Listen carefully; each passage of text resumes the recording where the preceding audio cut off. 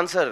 We all love women. But they want an answer. ఒక women ఎలా approach అవ్వాలి, ఎలా తన సెన్సిటివ్‌గా తనని ఎంపథెటిక్‌గా చూడాలి అనేది ఒక ఆన్సర్ కావాలి వాళ్ళకు. The last half an hour of this movie నేను ఎప్పుడు ముందు చెప్పలేదు. ఇది చెప్పొద్దు, let them just feel it అనుకున్నా. ఎన్నో క్రైమ్స్ అయితుంటాయి అగేన్స్ట్ విమెన్. నువ్వు నా మాట వినకపోతే యాసిడ్ పోస్తా, అది పోస్తా, ఇది పోస్తా, నువ్వు ఫస్ట్ పొద్దున్న లేచి తలంటూ పోసుకుంటే అంత సెట్ అవుతుంది. కానీ ఇది అర్థం చేసుకోకుండా జెలసీని ఎట్లా హ్యాండిల్ చేయాలో తెలియదు. సో ద లాస్ట్ మూవీ మొత్తం ఆన్సర్ దానికే. Especially the last half an hour is an answer to men who want to understand how to be empathetic to women. So and most కేకల అరుపులు వచ్చేది కూడా అక్కడే. It's beautifully designed.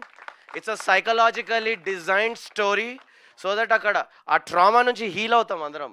మన మన పాస్ట్లో జరిగిన పెయిన్ కానీ, ఒక అమ్మాయిని ఎలా అప్రోచ్ అవ్వాలనే ఒక ఇష్యూ ఉంటుంది కదా అబ్బాయిలకు. చైల్డ్హుడ్ ట్రామా కానీ, రిజెక్షన్ ఫేస్ అయ్యి అబ్బాయిలకు ఎలా అప్రోచ్ అవ్వాలో తెలీదు. అలాంటి వాళ్ళందరి కోసం ఇది అంకితం. And it heels you. మీరు అరుస్తారు, అరే అది కాదు ఇది జరిగిందని మళ్ళీ అరుస్తారు. అందుకే లాస్ట్కి వచ్చేసరికి ఓన్లీ పింక్, త్రిష వద్దు ఓన్లీ పింక్ అంటూ బయటకు వస్తారు. Men are healing. People are healing. It is part of the design. This is more important than just plot point 1 and plot point 2, guys. అవి కూడా ఉన్నాయి. బట్ మోస్ట్ ఇంపార్టెంట్లీ ఈ మూవీలో third act, మగాళ్ళను heal చేసే third act. Please గుంపులుగా వచ్చి అరవండి, heal అవ్వండి. I promise you, I'm not making this up. ఏదో స్టంట్ వేస్తలేను నేను, నాకు రాదు, నేను జాకీ చాన్ని కాదు.